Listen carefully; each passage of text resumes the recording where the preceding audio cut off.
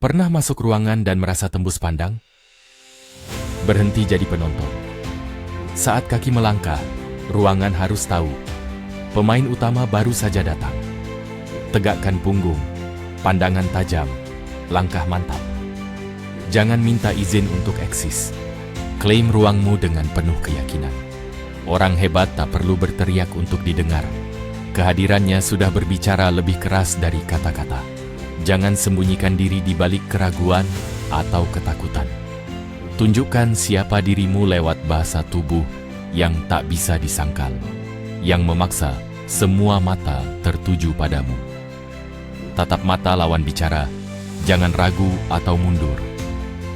Ini bukan soal sombong, tapi tentang sadar nilai diri dan kekuatan yang kamu bawa. Jangan biarkan opini orang lain meredupkan sinarmu yang sudah menyala. Ruangan itu milikmu, bukan untuk disesaki keraguan dan ketidakpastian.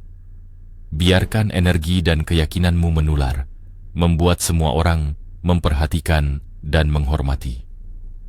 Jika ingin dihormati, perlakukan dirimu seperti seseorang yang patut dihormati, tanpa kompromi.